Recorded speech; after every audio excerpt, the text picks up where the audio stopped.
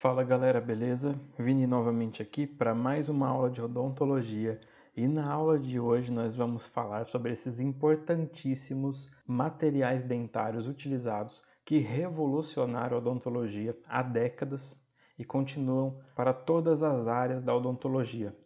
Então nós vamos falar um pouquinho aqui, vamos fazer uma introdução sobre os implantes ósseo-integrados, tá?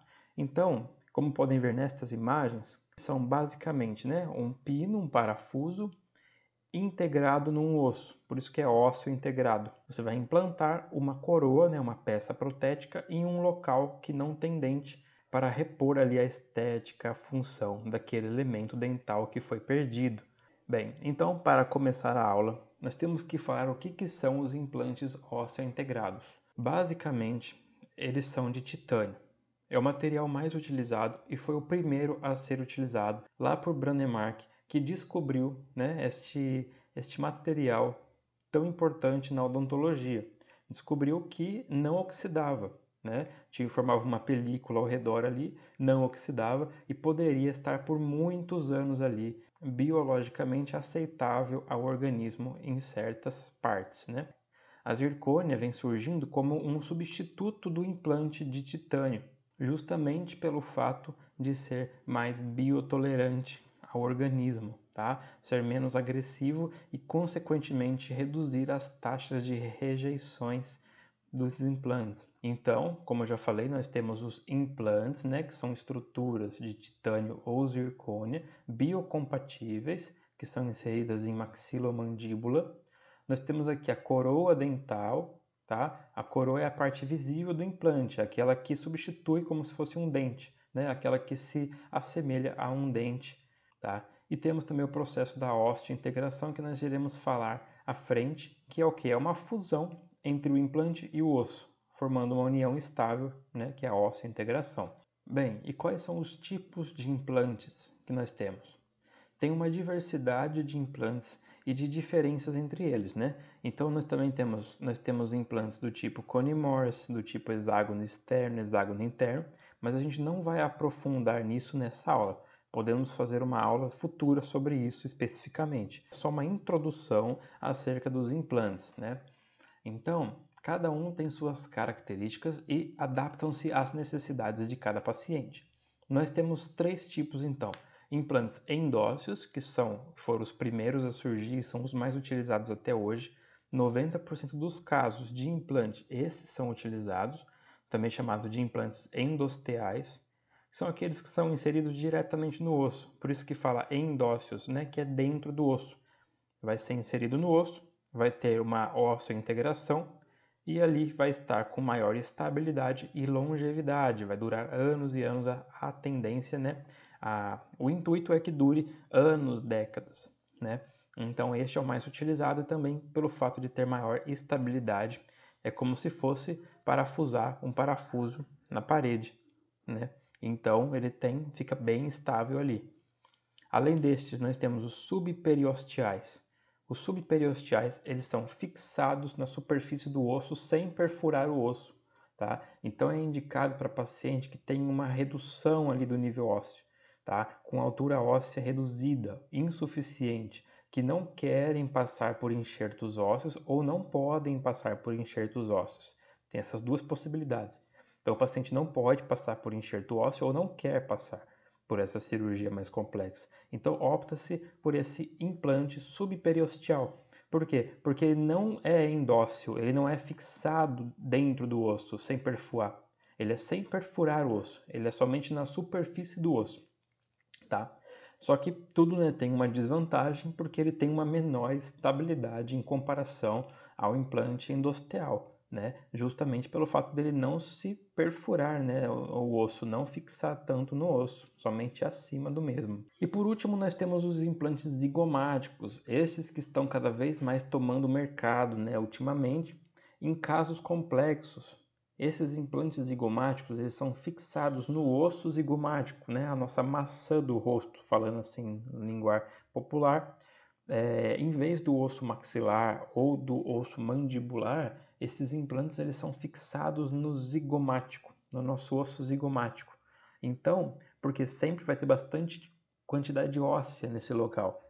Então, em pacientes que têm bastante perda óssea e não querem passar por enxerto ou não podem passar por enxerto e optam por esse tipo de implante, vai ser ancorados nessa região do zigomático e vai ter toda a estabilidade nesta região, como se fosse mesmo uma ponte ali, né? Formando vigas de sustentação no osso zigomático, como se fosse uma região de maxila, tá? Fazendo a função que seria feita na maxila. Certo, pessoal? Vamos dar sequência então falando sobre o que é a osteointegração que a gente comentou. A gente deu um panorama geral, né? Mas basicamente, como podem ver na imagem ali, tem, né, um pino, né, do implante ali, adentrando o local ósseo. Como pode ver, ele está perfurando o osso e ao redor dele aqui vai formar uma película que vai se fundir com esse osso. Então o osso vai se imbricar em toda essa região mecânica do implante. É um processo biológico complexo que ocorre quando o implante se funde com o osso. E é complexo porque não é 100% de certeza que esse implante vai ficar 100% muitos anos aí sem ter uma rejeição. Porque, querendo ou não, é um corpo estranho. Mesmo que seja de titânio ou de zircônio, etc., é um corpo estranho ali, tá? Independentemente, o quanto mais biodisponível for, ele ainda vai ser um corpo estranho. Quanto mais biocompatível for, mesmo assim ainda é um corpo estranho. Então é um processo complexo. Quando o implante se funde ao osso, né? Ele se integra ali ao osso. O implante ele é inserido no osso maxilar ou mandibular. O osso começa a se formar ao redor do implante, se imbricando nessas ranhuras do implante, formando uma união estável e se ossificando ali, tá? Como se fosse furar uma parede, né, com a furadeira ali e com o parafuso vai entrar rodando ali, vai se imbricar ali na bucha, na parede, e para tirar dali é só girando de novo, porque ele está bem estável. Essa é a intenção do implante, né? A não ser que tenha rejeição, reabsorção, inflamações, periimplantite, enfim. E aí o osso vai começar a formar, que nem foi dito, e aí, sendo assim, o implante se funde ao osso, criando uma base sólida para uma futura prótese ali. Isso daí geralmente em torno de 3 a 6 meses, tá? É o tempo dessa osteointegração. Dando sequência, vamos falar um pouquinho agora sobre as indicações para o uso de implantes, tá? Tem diversas indicações, mas é uma solução moderna e eficaz para diversos problemas de perda dental, seja ela perda dental parcial, ou seja, perdeu um dente, perdeu 2, 3, 4, enfim, perdeu vários dentes. Pode optar-se quando perde um dente por um implante, né? Ou se perdeu mais dentes, fazer ali uma ponte naquele local, ou quando é uma perda dentária total, o paciente pode se usar uma prótese fixa e estável ali, que é a famosa prótese protocolo de Brånemark, né? Foi a pioneira. É aquela que o paciente não tem nenhum dente, ele vai ser feito instalação de 4 a 6 na maioria, né, de implantes nesse local e vai se ajustar ali, encaixar uma prótese fixa de todos os elementos, uma PT, prótese total, vai parafusar tal, e aí vai ser feito, né, a prótese para o paciente. E também quando o paciente tem problemas com próteses móveis, né, com próteses removíveis. Quando o paciente tem problema com próteses removíveis, ele pode se lançar mão de trocar para uma prótese fixa, né? Se o paciente já não quer mais utilizar uma PPR, pode-se optar, né, por uma prótese fixa e etc. Tá? Eliminando assim o desconforto e a instabilidade, aumentando a potência mastigatória do paciente. Esses são, né, um geral das indicações para o uso de implantes. Dando sequência, vamos falar um pouquinho sobre as técnicas de implantação do mesmo, né, que é um procedimento cirúrgico que exige técnica e muita experiência para um resultado muito bom, tá? O implante pode ser de carga imediata ou tardia, e tem um terceiro elemento ali também que pode ser, tá? A carga imediata, o nome já fala, ele vai sofrer a carga ali, vai ser implantado e em uma única sessão, tá? É uma opção muito popular para pacientes que querem ter seus dentes substituídos em um curto espaço de tempo, né? O paciente praticamente já quer chegar na clínica e imediatamente já implantar um dente ali, tá? Mas para isso o paciente, né, tem que ser feito exames, tem que avaliar a condição, se tem uma boa estrutura óssea, como que está a saúde bucal, se não tem periodontite, etc, né? Então, pode ser feita essa carga imediata, que está tendo bastante uso ultimamente, está sendo muito feita, né? Temos a carga tardia. A tardia é após instalar ali o parafuso do implante, é necessário aguardar uma cicatrização óssea, né? Então vai ser feito em várias etapas, né? Vai instalar ali o parafuso, vai ter que aguardar toda a cicatrização para que a partir geralmente em torno de 3 meses, né, a 6 meses, realizar a implantação ali da coroa, né? A instalar a prótese no local. Então, só considera-se como tardio quando o paciente espera mais que 3 meses. Na mandíbula, em torno de 4 e na maxila, em torno de 6 meses de espera. Então, aí considera, né, o tardio. Vai ser feito somente a instalação do implante e vai esperar toda essa cicatrização, essa óssea integração, para só depois disso colocar ali uma prótese. E temos entre essas duas, tem uma também que é chamada de carga precoce. Quando esse implante ocorre de 13 a 3 meses, é chamado de carga precoce. Porque se você implanta no dia direto ali imediatamente, é carga imediata. Se você espera mais de 3 meses, é carga tardia. Agora, esse intervalo entre 13 dias, que você já esperou um pouco ali a óssea integração, uma certa cicatrização começou, até 3 meses é chamado de precoce, que não é nem imediato e nem tardio, tá? Então, o que acontece isso? Geralmente entre 6 a 8 semanas ali que o paciente espera para implantar, tá?